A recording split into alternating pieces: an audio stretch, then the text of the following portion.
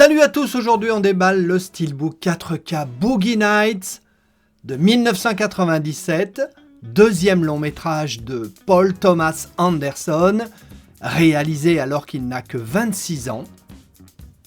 Le film s'inspire librement de l'âge d'or du porno californien des années 70, période où l'industrie se voulait encore artisanale, cinéphile, presque familiale, avant la bascule vers la vidéo, la marchandisation brute et la marginalisation. Dirk Diggler est clairement inspiré de John Holmes, immense star du porno des années 70, ultra célèbre pour un attribut physique hors norme, devenu son personnage. Dans le film d'Anderson, Dirk garde une part d'innocence alors que la fin de John Holmes est beaucoup plus noire. Holmes est atteint du sida au milieu des années 80. Il continue cependant à travailler sans prévenir ses partenaires et meurt en 1988 à 43 ans. Le film a été pensé comme une déclaration d'amour au cinéma des années 70. Le réalisateur voulait que le spectateur soit aspiré dans ce monde. Et puis c'est aussi le retour de Burt Reynolds qui était en fin de carrière à l'époque. Son image sera relancée avec le rôle de Jack Horner. C'est un film sur l'Amérique, ses rêves, ses illusions et la manière dont elle fabrique puis détruit ses idoles.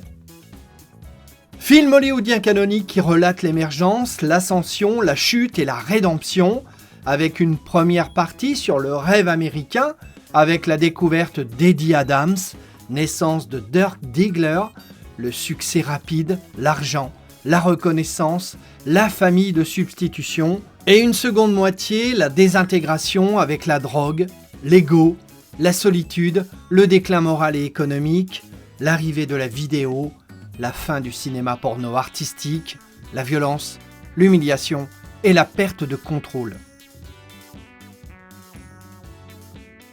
L'histoire de Boogie Nights se terminera sans éclat parce que c'est un film sur la survie plutôt que la transformation.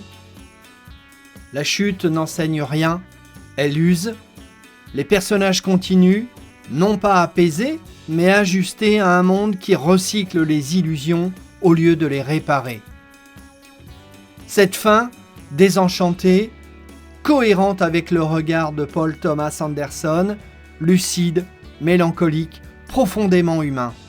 Le rêve américain n'est pas détruit, il persiste, vidé, comme une habitude dont on ne sait plus se passer. Le personnage ne devient pas quelqu'un de meilleur, il ne comprend pas tout, il apprend juste à vivre avec ce qu'il est et avec ce que le monde lui permet encore d'être. Le film n'est pas nihiliste parce que le réalisateur garde de la tendresse, de l'empathie, une chaleur humaine réelle, mais il enlève toute illusion. L'amour n'est pas inconditionnel, l'art ne protège pas, le succès n'élève pas.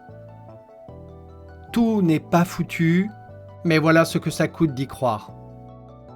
Paul Thomas Anderson filme la fin comme une illusion de contrôle retrouvé, un rituel, un miroir, une mise en scène de soi.